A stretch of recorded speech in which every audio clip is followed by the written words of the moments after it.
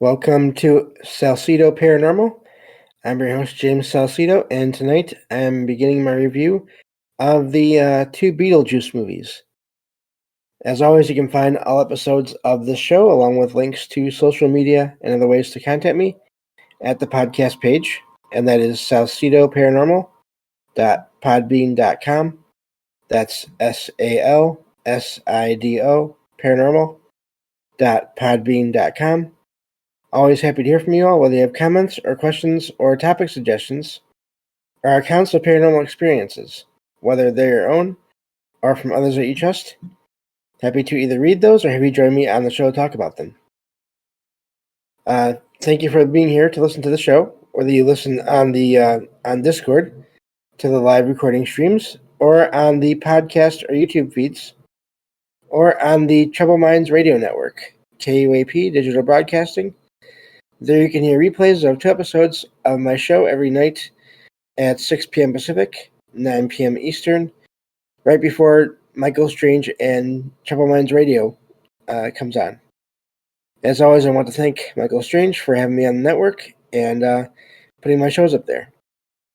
If you'd like to support my show, you can find links to, first of all, you can share the show with others. There we go. And rate and review the show on your favorite podcast platforms. You can find books I've written, paranormal fiction and nonfiction, over on Amazon, including my most recent release, Salsido Paranormal Experiences.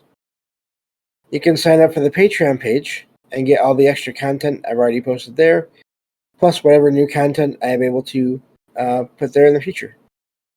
You can also make one-time donations through PayPal. Support is never expected, but always appreciated, as there are expenses in making these shows, from equipment to reading materials to research materials, not necessarily just reading, to travel expenses in some cases. And I think that takes care of all the introduction, as usual. So I did a show a while ago with Jen, the Arcane Observer, now the co-host of the show, when we do shows on the weekends. And we did a show on the first Beetlejuice movie a while ago. But I wanted to go back and just sort of summarize the plot and talk about the concepts of that one, the first one, again, basically, so that I could then do the same with the new one that just came out near the end of last year, of 2024. So that is the plan. I don't know how many episodes this will take. We will see. Spoiler alert for a movie that came out in 1988, from what I'm finding. And of course, when we get to the second one, I'll repeat the spoiler warning, because that one, of course, is a lot more recent. So, but getting to these movies here, I'm not going to talk about the cast so much, just because I'm terrible at remembering names and who's who, and as far as actors go and all that. So I'm just going to cover the characters and the story and go from there. You can definitely find the cast and everything, and if you look up the movies online. So the first one starts off with a couple, Adam and Barbara Maitland, and they're in their house, which has they're renovating it basically on their vacation time. So and meanwhile, one of their relatives, Jane, wants them to sell the house, and has actually been trying to, because she's into real estate, she's been sending pictures out to people of the house just to get them to make an offer. And she got one right at the beginning of the movie. That's the first thing that she mentions when she stops in to the house to see them. And of course, they're not interested in selling. So let me see here. I'm in the wrong tab. There we go.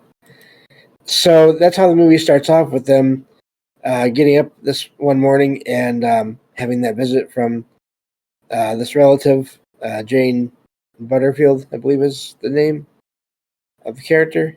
let's see here. Yeah. So this this takes place in a small town called Winter River in Connecticut, and so yeah, they start their day by um, giving each other gifts that they can use for the house or for Adam's hobby, which is a scale version or model version of the town itself. So he's making all the buildings that have been there that are there. And at one point, not too long after the movie starts, uh, Adam realizes he needs a part from the this tool store that he owns in town, and so they go into town and to get the part, and they on their way back though they are going to cross this covered bridge, and they swerve to miss a dog and end up going through the side of the bridge, and this is how they become ghosts, which they talk about in the story here later on. So they it cuts from there. The movie cuts from there to them arriving at home on foot, even though they can't remember how they arrived or how they got there. And they also notice that they don't appear on mirrors. Their reflections don't appear on mirrors either. So when Adam tries to leave the house to retrace their steps to figure out how they got there, he finds himself, he falls into nearly this desert landscape. That is not what the house, what the surrounding area in the house, near the house, is like. And it has this landscape, this desert, is home to enormous sandworms. So, and he escapes. He's actually pulled out by Barbara, and it's only been a few seconds for him, but she says that he was gone for 2 hours, according to her, as far as what she experienced. So you have this difference in time passing. And while he was gone, she found a book called The Handbook for the Recently Deceased. And and actually the mirror reflection thing comes around that time too. So, and this is when they realize they must have passed, and they remember the bridge and everything, and they realize they are ghosts. So they try to figure out what this book is all about. They try reading through it, and it doesn't make any sense to them. And so they think that they just decide to leave it because they don't know what else to do. They don't know why they can't leave the house. But meanwhile, they figure, Adam actually says he doesn't think they have anything to worry about. Of course, in that movie, it moves out from the house. The shot does, the image does, and shows that the house has been sold. And the Maitlands don't even know about it. So, wow, that was weird. There was a weird sound thing there. Anyway, this one morning, not long after all this happened, they wake up to the sounds of people moving things into the house. And they realize that the house has been sold to this family, a father and a daughter, and then a stepmom and the wife to the father there. And so this, of course, is I'm blanking on names. Let me check on the file again because I know them. I'm just blanking. So Delia, that's what it is a sculptor. She's the stepmother and the wife of Charles. She's a sculptor and makes unusual objects, unusual art. Charles is into real estate, and his daughter Lydia is described in this this page I'm looking at here as goth, basically wearing all black, those kinds of things. And Delia had no idea that the house was bought until Charles showed it to her and invited her and Lydia to come to the house. He was already there. And so the Maitlands watch as this moving in is happening, and they're not happy because they wanted to renovate the house as they wanted it, and now they can't, and now they have a family living in the house with them. So they also, and of course, Delia is not happy with living in this out in the middle of nowhere house in town. And meanwhile, Charles, who is into real estate, also, funny enough, just like Jane, who was the one that sold it to him, he is there to relax. He's basically lost his nerve from being in the business for so long, I guess. And so he's the father of Lydia. And so anyway, as the Maitlands are looking and watching this new family moving into their house, they decide to look at that handbook again. And they as they're looking through this book, there's a advertisement on their television, their TV, advertising a bioexorcism or bioexorcist. And of course, the TV is not working at the time. And meanwhile, Lydia has received a key to the house from Jane, a skeleton key. And so she wants to go up into the attic. And she tries, but the Maitlands stop her before she's able to get in. So after they follow, they keep looking into this handbook. Oh, and this bioexorcist, of course, I didn't mention this already, turns out to be Beetlejuice. So going back to the guidebook here, Adam and Barbara Maitland, finally figure out at least some. They find like in a case of emergencies section, and they figure out how to get out of their house and into this waiting room, in an office complex, with other people that have passed on, and they want help, but they have to take a number to get help. And they were also supposed to bring the handbook, and they have no idea because they could not figure out the handbook.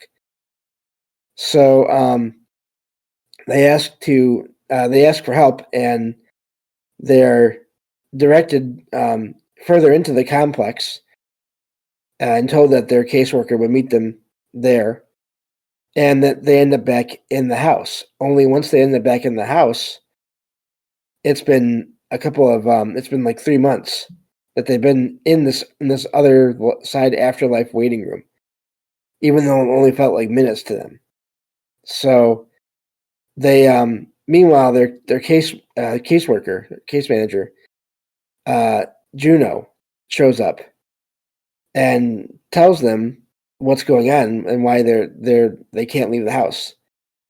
And it's because apparently, for whatever cosmic reasons, they are to stay in that house for 125 years before they can move on.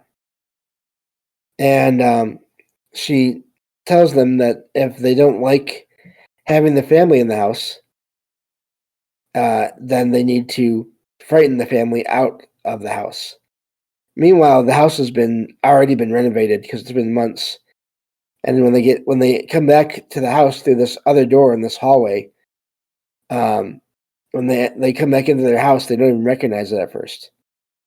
So they also mentioned that they saw this ad on their TV from Beetlejuice, and Juno is adamant that they should not contact him at all. And so that is the start of the movie here. And so meanwhile, Adam and Barbara are figuring out sort of what they can and can't do. They try frightening the family out of the house initially, and but no one can see them. And so eventually they try to frighten the parents, Charles and Delia, one night, and they make noises. They do the sort of the traditional Hollywood ghost activities of moaning and wailing, and they actually get sheets from the family and cover themselves. And Lydia hears them, even though her parents don't.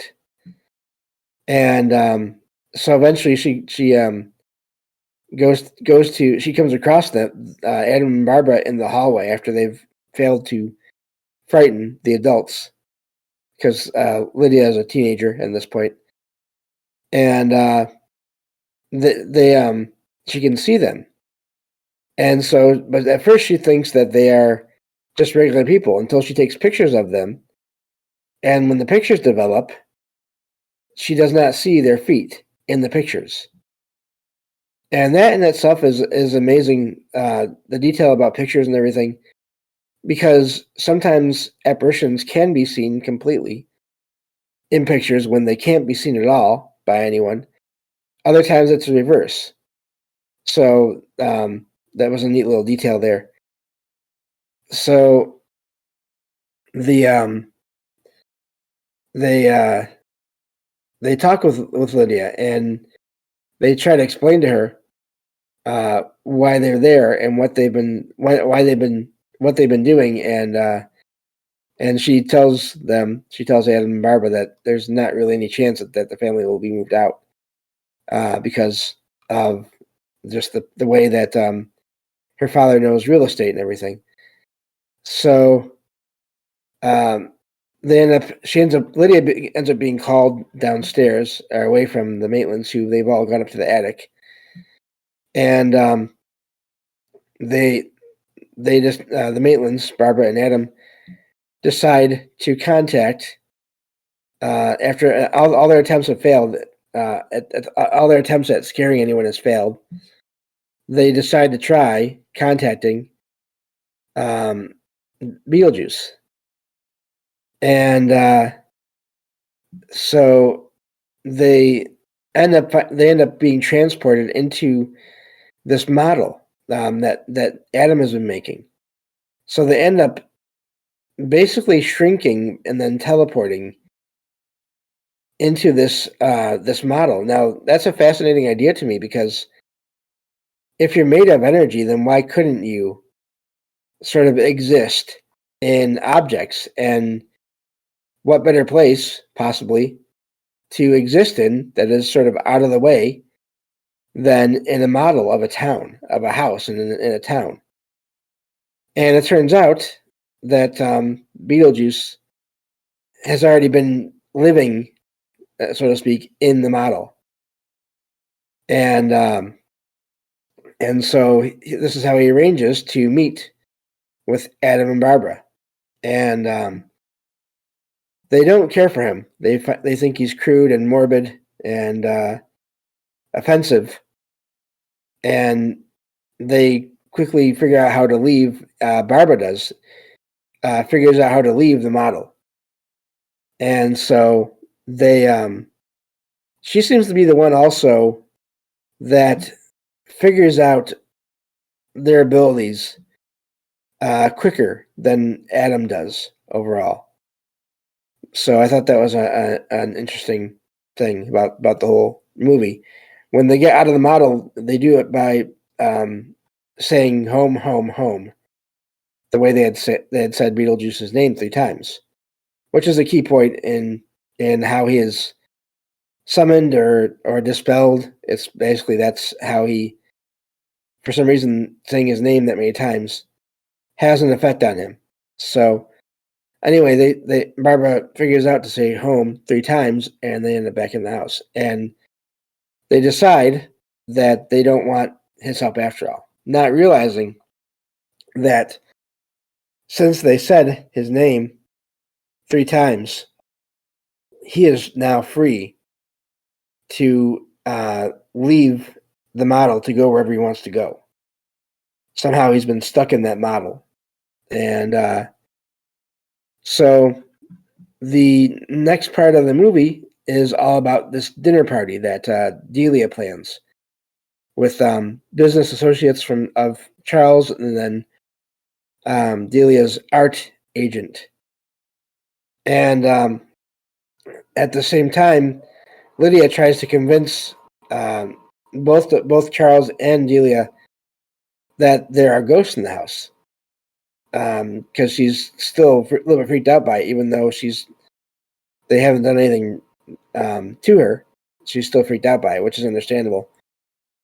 And so, of course, neither of the parents believe her, and this dinner party happens. And this is where Barbara and Adam attempt to frighten everyone out of the house. And they do it by somehow taking over the bodies of the people at this dinner. Everyone except for Lydia. They leave her alone. And they end up making all the people in this party, including Charles and Delia, do this dance to an older song. And so, which is part of this song is a big part of the movie. Excuse me, in terms of it being used a couple different times. And so anyway, Adam and Barbara control the movements of everyone there at this dinner, and have them go through this big dance and then sit back down in their chairs. And then I won't spoil the whole end of that whole frightening scene, but everyone leaves the dining room because they're all frightened by what happened there.